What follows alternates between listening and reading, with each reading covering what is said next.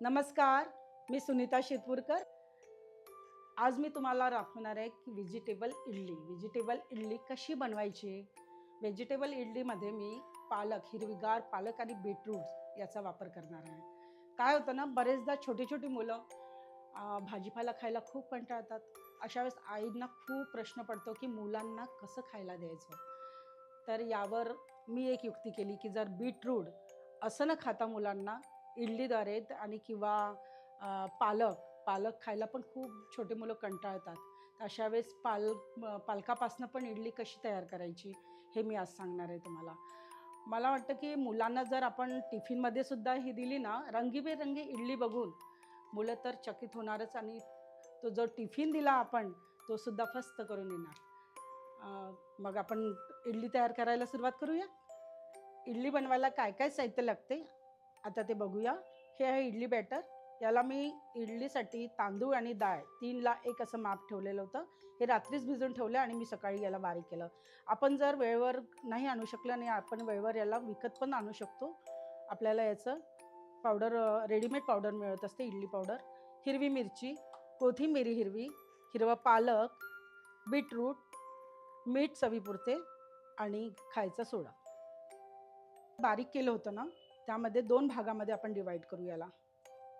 आपल्याला 2 रंगीत एक पालकची बनवायची आणि एक बीटरूटची बनवायची आहे। त्यामुळे याला 2 भागामध्ये डिवाइड करूया। यामध्ये चवीपुरती मीठ टाकूया। बेकिंग सोडा टाकलेला आहे आपण। त्यामुळे बेकिंग सोड्याने याला स्पंज येतो। बेकिंग सोडा टाकल्यानंतर आपण याला चमच्याने घोटून घेऊया। जे बॅटर आपण डिवाइड केले होते ना, त्यामध्ये आता मी जो पालक दाखवला त्या पालकची मी प्युरी केलेली आहे, म्हणजे पालकची पेस्ट केली आहे। ती आपण एका बाउलमध्ये मिक्स करूया। तुम्ही बघू शकता किती सुंदर ग्रीन कलर आलेला आहे ना, छान हिरवा कलर आलेला आहे याला। दुसऱ्या बाउलमध्ये काढलं तर त्यामध्ये आता बीटरूटचा कलर टाकूया। हा पण कलर बघू शकता तुम्ही किती सुंदर आलेला आहे ना, लाल कलर। जे बारीक केलं होतं ते पण टाकायचं। इडली पात्रामध्ये मी आता पाणी टाकलेलं आहे। पाणी छान तापलेलं आहे आपलं आणि जे इडली पात्र आहे त्याला मी तेल लावून घेतलेलं आहे। आता यामध्ये आपण बॅटर टाकूया।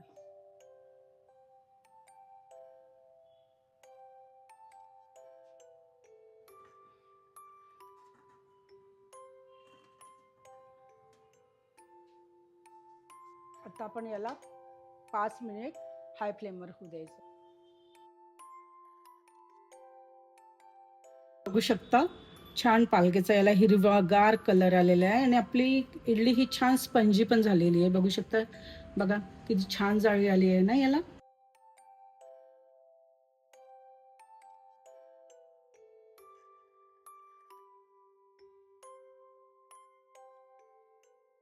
ही आपली तयार झाली गरमागरम व्हेजिटेबल तिरंगा इडली। खाऊन तुम्ही पण बघा आणि कमेंट्स करून नक्की सांगा मला कशी झाली ती।